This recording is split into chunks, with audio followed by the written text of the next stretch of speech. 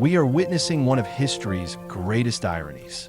We buy magnesium supplements in plastic bottles while ignoring the Earth's richest and purest source of this essential mineral.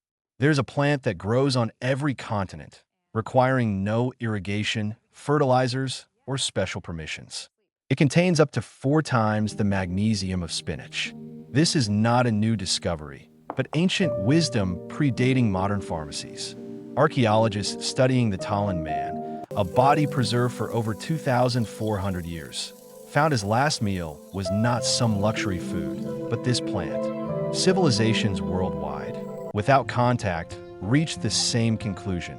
This plant was food, revered as a pillar of life. For those in Mexico, the story is familiar. What modern society calls a sidewalk weed, grandmothers in Zacatecas, Guerrero, and Oaxaca know by its true name. Quelite, a powerful superfood that produces tens of thousands of seeds capable of lying dormant in the soil for up to 40 years, quietly waiting to feed us.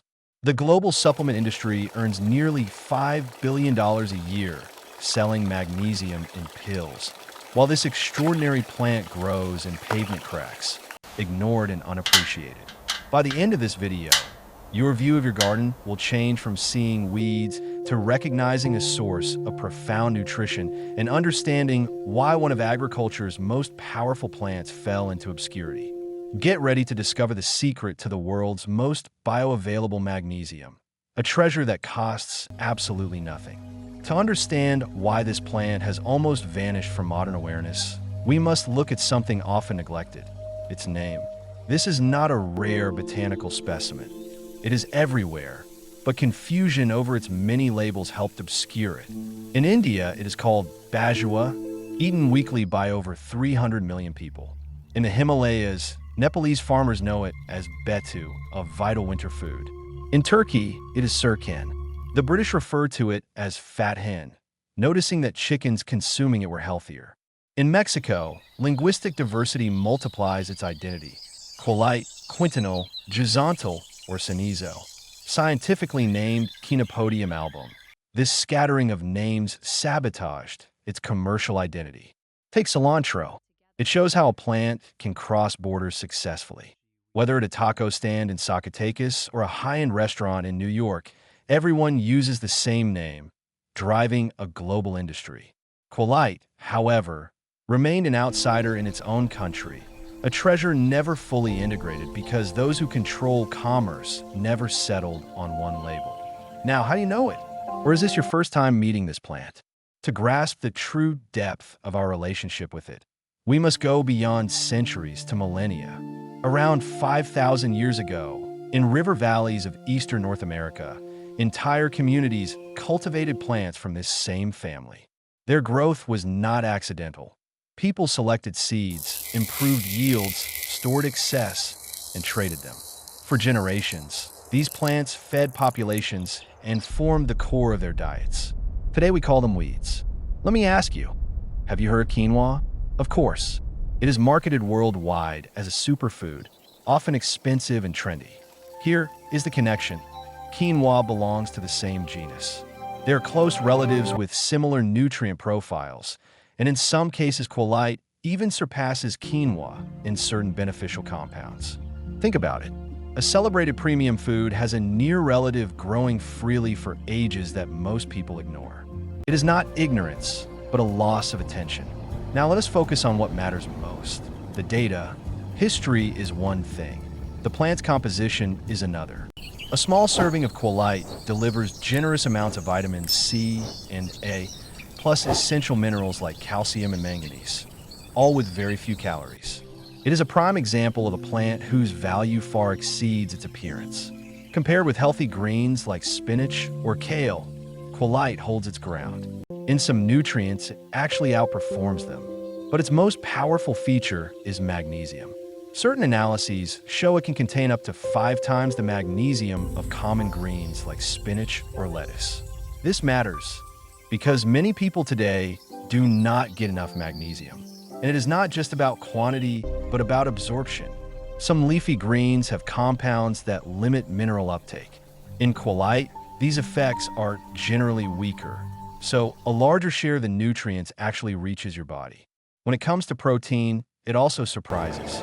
The leaves provide more than many vegetables, while the dried seeds match protein levels of foods we already consider complete.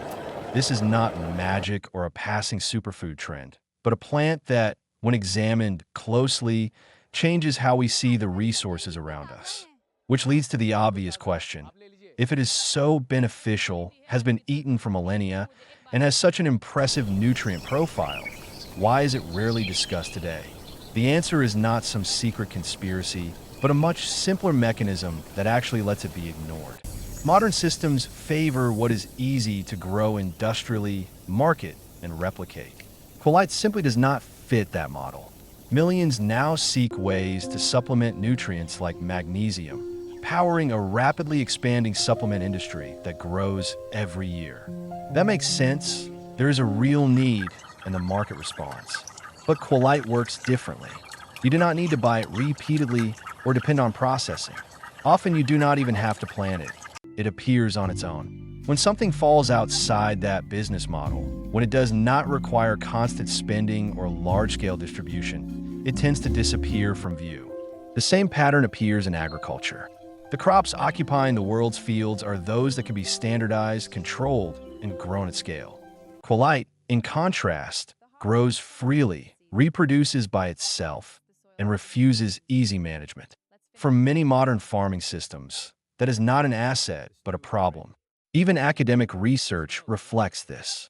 Thousands of studies cover popular vitamins and widely marketed supplements.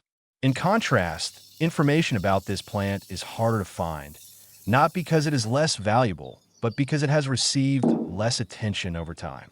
As a result, it faded from public conversation. Now, the practical part.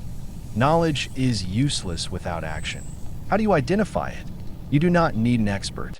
Young leaves often have a powdery white coating, as if dusted with flour. That is its main marker. The leaves are usually triangular or diamond-shaped, with toothed edges, and small green clusters form at the top when mature.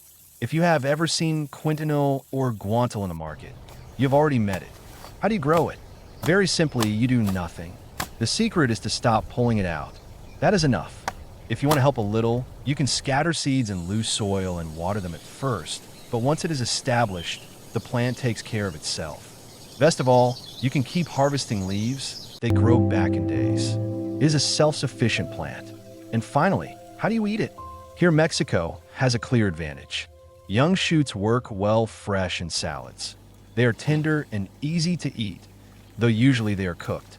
You do not need complex recipes. Treat it like spinach. Sauté it with garlic, add it to soups, mix it into quesadillas, stews, or with eggs. It fits naturally into existing dishes. Young flowers are also edible. If you let the plant mature, you can harvest the seeds, which can be toasted, boiled, or ground. One last important point. Like many leafy greens, it contains natural compounds that, in large amounts, can hinder mineral absorption. This is not a critical issue for most people, but if you want to reduce it, there is a simple trick. Briefly blanch the leaves in hot water for a couple of minutes. That is all. It is that easy. Expensive supplements and complicated preparations are unnecessary.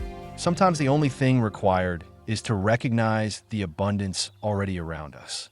Now the question becomes unavoidable. If Quelite is so nutritious and has been with us for millennia, why has it vanished from our modern diet? It is not due to a hidden conspiracy to hide it, but to a more straightforward reason. Our economic systems reward what can be bought, sold, and controlled. The magnesium supplement market, for example, is a multi-billion-dollar industry. It grows because people genuinely need more magnesium. Studies suggest nearly 90% of adults do not get enough. The problem is that Quelite does not fit this business model. A plant that grows on its own, seeds itself for decades, and costs nothing is not attractive to corporations. It is a free solution, and free solutions do not create sales reports or marketing budgets. In the end, it was not a ban on Quelite, but a system that naturally highlights only what can be monetized. Now that you know, the next time you see it, you will no longer pass it by. See you in the next video.